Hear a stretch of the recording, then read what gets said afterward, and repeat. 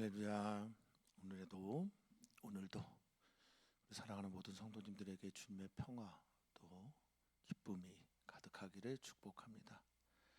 은혜와 평강이 우리 사랑하는 성도님들에게 있기를 간절히 바라고, 특별히 오늘 말씀 가운데 그 흘러오는 위에서부터 내려오는 하늘의 평화가 우리 사랑하는 성도님들에게 있기를 바라겠습니다. 잠시 기도하고 오늘 말씀 나누도록 할게요. 사랑의 하나님, 우리를 사랑하시는 하나님이기에 우리의 모든 것을 내어 맡겨도 충분한 우리 사랑의 하나님께 오늘도 나아갑니다. 사랑의 하나님께서 우리가 타고 있는 인생의 배를 주목하여 보시고, 인생의 배 가운데 정말 많은 일들이 우리 앞에 있을 때 우리에게 찾아오시는 그 은총이 우리 모든 주의 사랑하는 성도들에게 있게 하여 주시옵소서.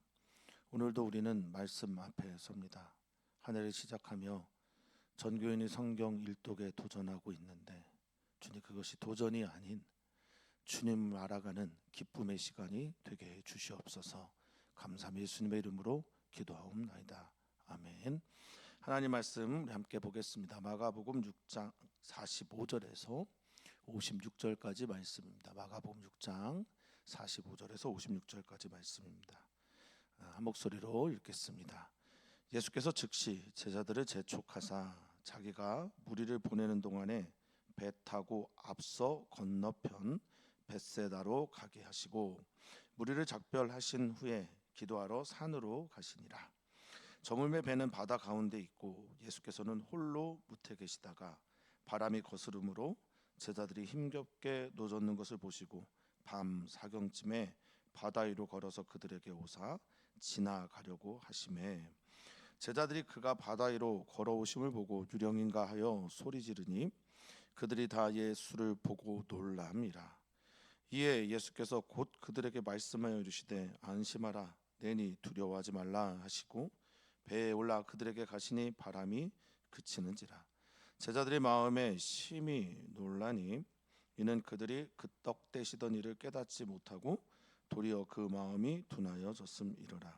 건너가 게네사렛 땅에 이르러 대고 배에서 내리니 사람들이 곧 예수신 줄 알고 그 온 지방으로 달려 돌아다니며 예수께서 어디 계시다라는 말을 듣는 대로 병든 자를 침상째로 메고 나아오니, 아무데나 예수께서 들어가시는 지방이나 도시나 마을에서 병자를 시장에 두고 예수께 그의 옷가에라도 손을 대게 하시기를 간구하니 손을 대는 자는 다 성함을 얻으니라. 아멘. 아멘. 오늘 본문을 통해서 우리에게 주시는 하나님의 위로가 또 예수 그리스도의 사랑이 우리 모두에게 흘러 넘치기를 축원하고 또 축복합니다. 오늘 본문도 어제에 이어서 예수님의 기적 이야기인데요. 기적이 계속해서 일어나지 않는 예수님 이후의 말이고요. 그 다음에 사도들의 시대 그 이후에 기적이 일어날 때도 있으나 기적이 일어나지 않을 때, 즉 이 기적이 어떤 것을 의미하는지를 우리는 또 살피면서 오늘 우리들의 삶에 적용하시기를 주님의 이름으로 축복합니다. 주의를 주셔서 깨닫게 하시고 성령께서 우리에게 말씀하실 때 듣는 귀가 열리기를 바라겠습니다. 오늘 본문 45절을 보면 어제 우리가 읽었던 오병이어의 기적 이후에 바로 에피소드를 기록하는 것인데요. 예수께서 즉시 제자들을 재촉하셔서, 예수님께서 즉시 곧, 이런 말은 마가복음에 가장 많이 쓰여지는 부사어 중에 하나입니다. 즉시로 곧바로, 어떤 일이 일어나마자 바로. 그래서 마가복음을 상징하는 그림이 있는데 그게 뭐냐면 곧, 즉시 이런 단어가 많기 때문에 어떤 경주자가 횃불을 들고 막 달려가는 겁니다. 급히 전해야 되고 곧 즉시 전해야 할 일들이 있기 때문에 그런 그림들을 상상하시면서 이 즉시를 이해하시면 좋겠는데, 여기에는 한 단어가 더 덧붙여졌어요. 즉시 재촉하사. 이 재촉하다라는 아난카조라는 말인데요. 아난카조라는 말은 강제로 하다, 강제하다, 강력하게 권하다, 때로는 억지로 그것을 하게 하다라는 겁니다. 그 제자들은 머물고 싶었는데 뭔가 주님께서 즉시 강하게 뭔가를 요청하셨다는 거죠. 그 내용이 뭐냐면 자기가 무리를 보내겠다. 여기서 무리를 해산시키겠다. 해산시킬 때니까 너희는 배 타고 앞서 건너편 벳세다로 가라라고 말하고 있습니다. 이 벳세다가 오늘 우리가 일어나고 있는 이 기적의 자리가 벳세다죠. 오병의 기적 있는. 근데 또 벳세다가 또 나오는 것을 보니 오역이냐 이런 질문들이 많은데 어쨌든 이 벳세다라는 말이요. 베트 집이고요. 차다라고 체다라는 말이니까 어부의 집. 그래서 지역마다 있는 어부들이 있는 유명한 곳들이 아닐까 뭐 이 정도로 유추하시면 될 것 같습니다. 어쨌든 건너편에 있는 벳세다로 너희는 가고 빨리 앞서 가고 나는 내가 이 무리를 보내겠다. 이건 해산하겠다라는 뜻입니다. 해산을 하겠다 하면서 강하게 재촉하고 강제하시는 겁니다. 왜일까요? 예수님은 인기에 취한 분이 아니었고요. 제자들은 그곳에서 그 놀라운 기적을 보면서 예수님이 왕 되기를 혹은 뭐 세상이 원하는 그 메시아 되기를 바라고 있었는지 모르겠습니다. 예수님은 그런 것을 굉장히 거부하셨고 세상이 바라는 메시아가 아닌 하나님 아버지가 가라고 하시는 그 메시아를 향해 그리스도 구원자가 되어 걸어갑니다. 자, 46절입니다. 무리를 작별하시다라고 할 때 이 작별하시다라는 46절의 말도 조금 의미심장합니다. 물론 작별하다라는 말로도 쓰이는 말이긴 하지만 아포타소마이라는 헬라어는요 보다 더 근원적인 뜻은 거부하다예요. 거부하고 또 포기시킨다, 단념시키다라는 겁니다. 그 뭔가 모인 무리들이 원했던 거예요. 그 정도면 정말 강력하게 원했겠죠. 5,000명이나 되는 남자만 5,000명이나 되는 그 사람들을 떡 5개 물고기 2마리로 다 먹이셨고 남았으니 얼마나 많은 사람들이 예수님을 왕으로 추대하고 싶겠습니까? 그거 포기시키셨다는 거예요. 단념시켰다는 거예요. 그리고 어디로 가셨냐? 기도하러 산으로 가셨다라고 말합니다. 예수님에게 가장 편안한 안식처는 아버지 하나님을 만나는 시간이셨나 봅니다. 우리는 쉴 때 어떻게 합니까? 저는 쉴 때 어떻게 할까요? 기도하러 아버지 하나님 품에 안겨서 안식을 얻나? 부끄럽지만 그렇지는 않습니다. 쉴 때는 쉽니다. 뭐 TV를 보든지 그냥 앉아 있든지 멍을 때리든지 혼자 드라이브를 하든지 그렇죠. 진정한 쉼은 우리 예수님처럼 기도할 때 찾아오게 되는 겁니다. 프로스 요콘마이라고 하는 이 헬라어는 기도도 있고요. 중재도 있고 중보도 있고 소통도 있습니다. 그리고 프로스 요콘마이라는 이 헬라어 안에는 강력하게 뭔가를 더 원하다라는 겁니다. 기도는 곧 아버지를 원하는 겁니다. 아버지를 필요로 하는 겁니다. 그래서 기도하러 산으로 올라가셨어요.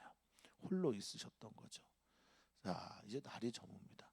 아까 제자들은 뭘 하고 있냐면 건너편 벳세다로 가기 위해서 이미 먼저 앞서 배를 타고 가고 있는 거죠. 배는 그 바다 한가운데 있습니다. 이 저물다라고 하는 시간이 후에 나오게 되는데 밤이 깊었고 저녁 시간이 됐어요.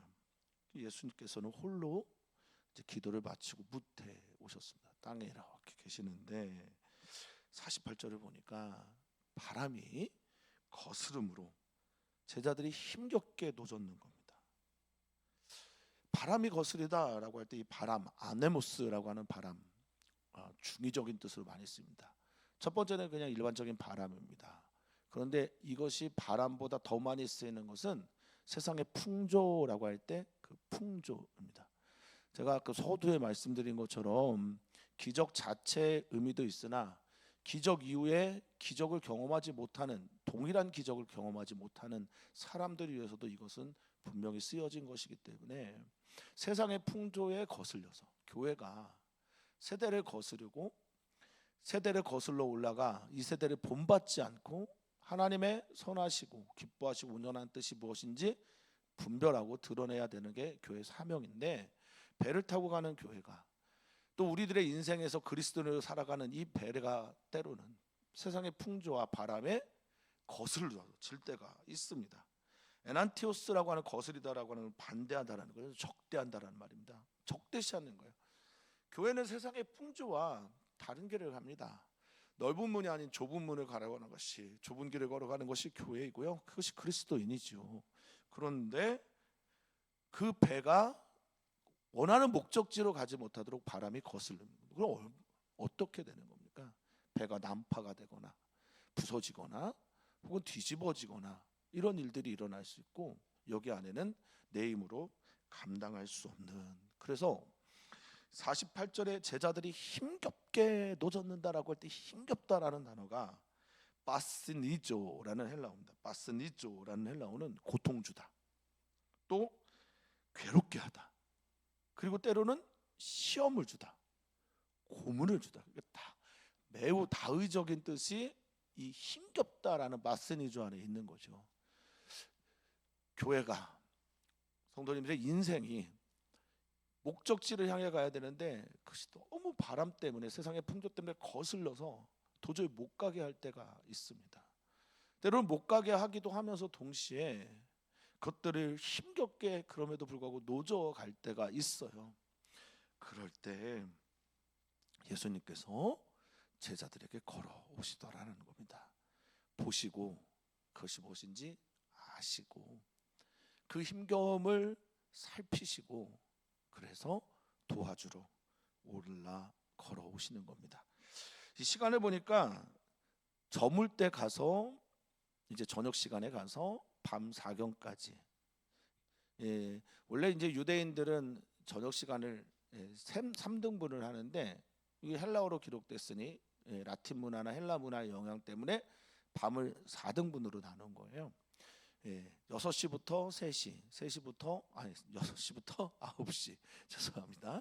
9시부터 12시, 12시부터 3시, 3시부터 6시. 그러니까 사경은 새벽 3시부터 6시, 동특이 바로 전입니다. 밤 사경까지 이들이 정말 그 바람을 거슬러서 힘겹게 노젓고 있었어요. 예수님의 명에 순종하면서. 예수님이 보시고 나서 바다 위를 걸어서 그들에게 오사. 근데 여기 좀 놀라운 단어가 오셨는데, 바다 위로 걸어서 오시는데요. 이건 분명한 그들에게 보여졌던 기적이고 팩트고 표적이었죠. 그런데 오셔서 지나가려고 하셨다, 이렇게 표현이 됐어요. 아니, 오시면 올라타셔야 되는데 지나가시는 거예요. 이 파레르코마이라는 헬라어가 이렇게 됐어요. 지나가다라는 뜻인데, 파라 에르코마이. 그러니까 원래 뜻은 파라는 나란히 옆에서, 에르코마이 걸어가시려고 했던 거죠. 제가 뭐 종종 소개해드리는 시지만 모레이의 발자국이라는 시가 있죠. 자기가 이제 인생의 끝에 와서 돌아보니 발자국이 다 2개인 거죠. 나란히 주님이 걸으셨어요. 그런데 어느 순간에 보니까 발자국이 하나인 거예요. 발자국이 하나일 때 보니까 자기 인생에서 가장 힘들 때. 그래서 예수님께, 동행하셨던 예수님께 물어봤습니다. 주님, 어떻게 인생 가운데 항상 동행하시다가 내가 가장 힘들 때는 발자국이 하나입니까? 라고 하니까 예수님께서 그 발자국을 잘 봐라. 누구의 발자국이냐? 그것이 바로 예수님의 발자국이었죠. 내가 너를 안고 갔단다 라고 말씀하시는 시입니다. 나란히 가시고 있다가 제자들이 더 이상 깨닫지 못하니까 올라가시는 그 예수님의 이야기가 오늘 우리 사랑하는 성도님들에게 하늘의 위로의 말씀이 되기를 바라겠습니다. 나란히 가시는, 함께 가시는 주님이 나의 가장 힘든 시간에는 나를 안고 가시는 그런 예수님이다라는 거죠. 자, 49절입니다. 제자들이 그가 바다 위로 걸어오심을 보고 예수님의 능력에 대해서 심히 의심하게 되죠. 오병이어 보여주시고 모든 것들에 그 능력을 더하셨는데 제자들이 보고 이렇게 유령인가 이렇게 말합니다. 유령인가. 유령이라는 헬라어가 판타스마예요. 헛개비라는 거고요. 환영이라고 하고 귀신이라고도 생각을 했던 겁니다. 자, 보고 유령인가 하고 소리를 지릅니다. 너무 놀란 거죠. 예수님의 능력, 예수님이 어떤 분인가 모르는 거예요. 그들이 다 예수님 보고 크게 놀라니 예수님께서 바로 그들에게 말씀하십니다. 뭐라고 말씀하셨습니까? 50절 안심하라.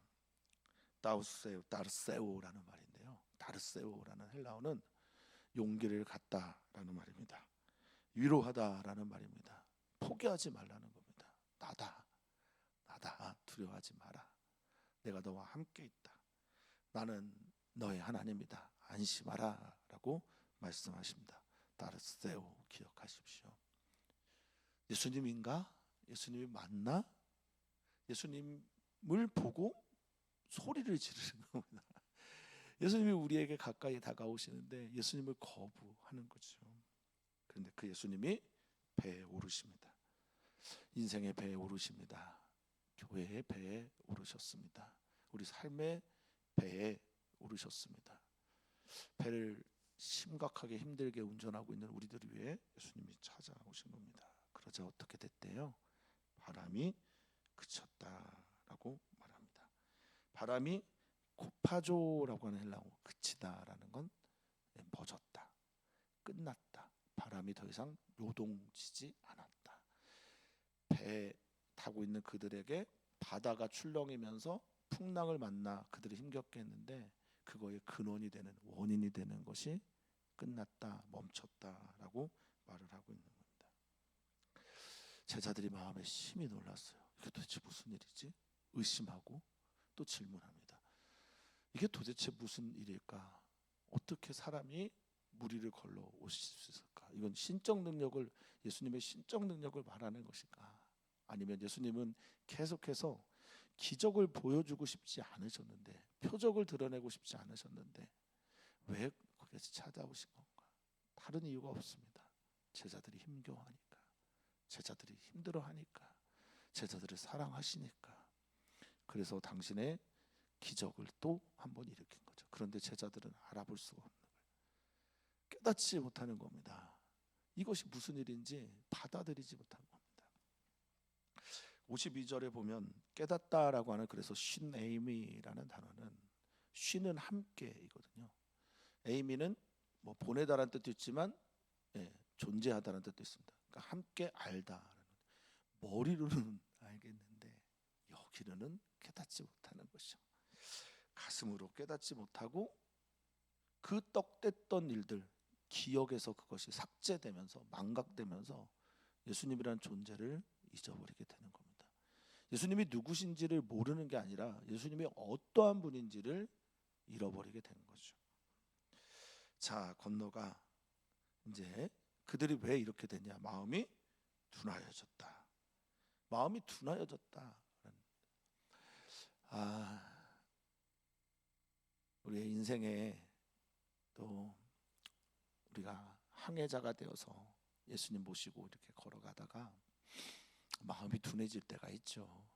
여기 둔해지다라는 헬라어가 포로라는 헬라어인데요. 어두워지다, 때로는 돌같이 굳어지다. 너무 양심에 화인 맞은 사람처럼 새롭게 운동력이 일어나지 않을 때가 있습니다. 마음이 둔해지게 되니까 무뎌져서 예수님이 계신 것도 모르고 찾아온 것도 모르고 예수님이 나와 함께하고 있는 건 당연히 모르게 되는 것이 이 제자들의 마음인 겁니다. 그 더 이상의 이야기가 없어요. 그 더 이상의 이야기가 있으면 예수님이 뭐 믿음이 없는 자들아 혼을 내시거나 이 같은 일들이 어디서 나옵니까? 이렇게 찾아올 텐데 그 이상의 이야기는 없습니다. 그 제자들의 상태가 여전히 이렇다라는 겁니다. 자, 건너갑니다. 그런데 목적지는 벳세다였는데, 처음에 목적지는 벳세다였는데 53절에 보니까 게네사렛 땅이다 라고 말합니다. 역사가 요세푸스는 이 게네사렛 땅이 얼마나 풍성하고 아름다운지, 이곳이 바로 자연의 야심작이다, 뭐 자연이 만들어낸 기적이 있는 곳이다. 그러니까 먹을 것도 풍성하고 여러 나무들도 아름드리 크게 자라나는 곳일 것입니다. 자, 게네사렛 땅에 오게 됐어요. 왜 게네사렛 땅인가? 벳세다에 가야 되는데 왜 게네사렛인가? 이것도 역시 질문이 있겠으나 중요한 것은 주님께서 말씀하신 그곳에 가지 않았어도 주님은 그곳에서 동일한 일을 하신다는 겁니다. 하나님 나라의 운동이죠. 하나님 나라가 어떤 것인지를 보여주시고 하나님 나라에서 일어날 일들을 그들에게 미리 보여주는 것. 배에서 내리니 사람들이 예수님을 알아봅니다. 여기 예수님을 알아보다라고 하는 54절에 있는 말씀도 에피기노스코라는 헬라어를 썼어요. 에피기노스코라는 것은 확실하게 알다입니다. 기노스코라고 하는 알다에다가 에피를 해서 에피라는 전치사 혹은 부사어를 덧붙여서 접두어를 써서 완전하게 숙지했다, 정확하게 알았다, 확실하게 알았다, 철저하게 알았다라고. 제자들에 비해서 훨씬 더 똑똑한 거죠. 자, 사람들이 모여듭니다. 온 지방으로 달려 돌아다니며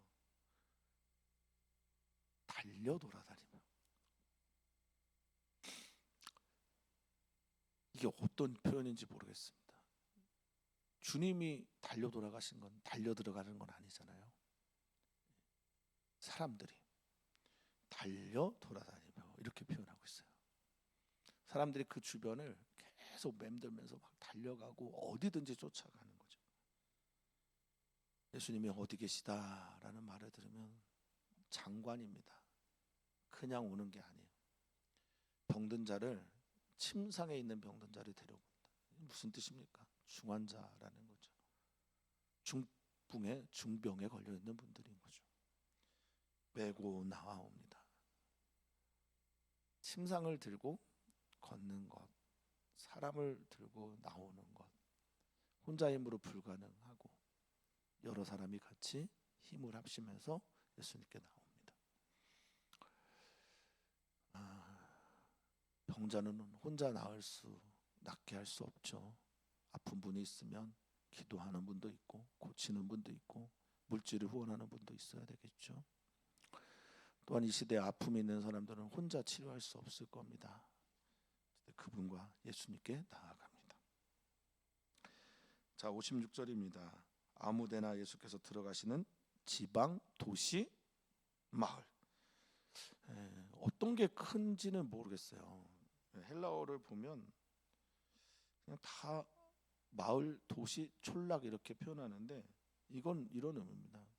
큰 도시든 중간 도시든 아주 작은 곳이든 모든 곳에서, 그러니까 예수님이 가시려고 했던 모든 것이 아니라 이제 예수님께 나오는 겁니다. 사실 이제 선교는 크게 두 가지가 있죠. 커밍, 내게 오는, 교회에 오는 선교가 있고 고잉, 가는 선교가 있죠. 예수님은 이제 가는 선교보다 커밍, 오는 선교가 더 많아지게 되신 겁니다. 그런데 예수님의 주된 사역의 목적이 무엇일까? 좀 돌아보게 됩니다. 병 고치는 것 맞습니다. 귀신 들린 자를 치유하는 것도 맞습니다. 가르치시는 것도 맞습니다. 예수님께서 정말 보여주고 싶으셨던 건 무엇일까? 마가복음을 계속 읽어 나가야 그것이 보이게 될 겁니다. 어떻게 이것을 벗어날 수 있었을까? 마귀가 유혹하는 그 인기를, 사람들이 쫓아가는 그 왕이 되고자 하는 그 말들을 어떻게 이기셨을까? 그렇게 아버지의 뜻, 하나님 아버지의 마음, 하나님께서 원하시는 대로 살고자 하는 그 몸부림을 예수님에게서 느껴지고 들려집니다.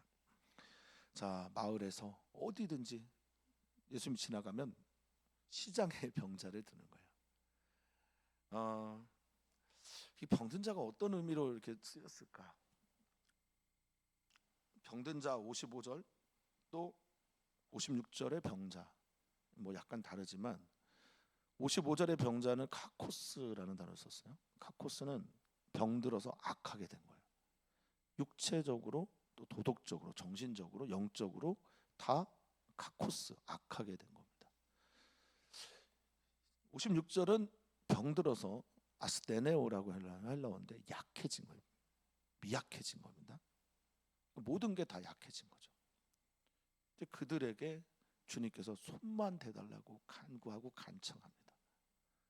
저는 이 손대다라는 단어 좋아해요. 예수님이 나병 환자에게 손대셨던 것처럼 예수님이 손대다라고 하는 이 합토마이라는 헬라어는요, 그저 손을 대다라는 뜻만 있는 게 아닙니다. 소속시키다, 관계하다.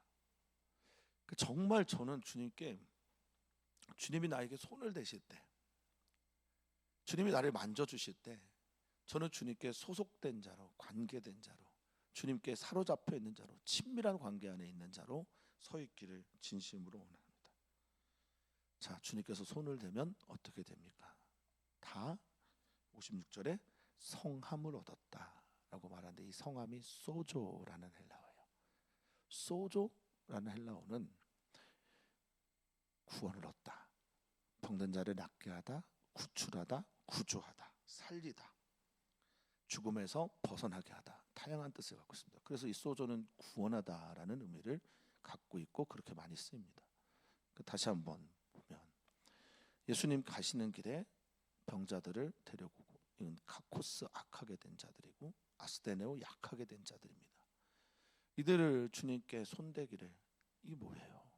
주님 만져주시기를, 주님과 관계되기를, 주님께 소속되기를 간절히 원해서 예수님이 손을 대니 그들이 소조, 구원을 입었다라고 성경은 말하고 있습니다.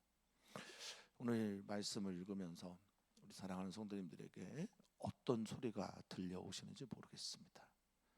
인생의 배에 힘겨워하며 하루하루 이겨나고 계신 우리 사랑하는 성도님들에게 주님께서 주시는 놀라운 평화가, 또 함께 하시길 원하시는 주님을 우리 인생의 배에 태우는, 모시고 다니는 성도님들 되기를 바라겠습니다. 또한 주님께 관계돼 소속되어서 구원을 얻는 은혜가 우리 귀한 성도님들에게, 한 분 한 분에게 마음의 치료와 아픔의 나음과 고통에서 벗어나는 그런 은혜가 있기를 바랍니다. 오늘 우리는 기도합니다. 다음 세대 어린이와 청소년 교회에서 기도합니다. 어린이 교회와 청소년 교회가 주님을 깊이 만나도록 기도해 주시면 감사하겠고요. 또한 기도합니다. 오늘 수요 선교 예배 우리가 함께 예배하며 기도하며 나아갈 때 주님, 인생의 배에, 선교사들의 배에 우리 주님이 타 주시옵소서. 그렇게 기도하는 오늘 예배가 되기를 바랍니다. 또한 우리 남궁년 집사님 이번 주 금요일에 의사를 만나러 갑니다. 우리 남궁 집사님의 인생의 배에 우리 주님께서 타셨습니다. 구원하셨습니다. 만져주셨습니다. 만져주시자 구원을 얻게 되었습니다. 두려워하지 말고 안심하고 의사를 만났으면 좋겠습니다. 기도 부탁드립니다. 또한 기도합니다. 이금열 권사님 이번 주 주일 무릎 수술을 받으시고 퇴원하셔야 하는데 안전하고 또 온전한 치유가 주님 안에 있기를 기도합니다. 또한 기도합니다. 우리 유기문 성도님, 장의영 권사님 효지자매를 주님께서 기억하셔서 우리가 알 수 없는 하늘의 위로와 평강으로 이 시간들을 잘 이겨내도록 기도 부탁합니다. 사랑의 하나님, 우리를 구원하시는 은혜의 하나님, 우리를 돌보시고 우리를 이끄시는 하나님께서 우리의 아빠가 되십니다. 그 아빠 되신 하나님이 우리에게 찾아와 우리에게 손 내밀어 주시고 우리를 붙잡아 주시고 우리를 선한 곳으로 인도하여 주시기를 오늘도 바라오니 주님 그 은혜를 우리 모두에게 더하여 주시옵소서. 오늘 주님의 날이 되게 하시고 주님 만나는 날이 우리 사랑하는 성도들 모두에게 있기를 간절히 소망하며 사랑 많으신 예수님의 이름으로 기도하옵나이다. 아멘.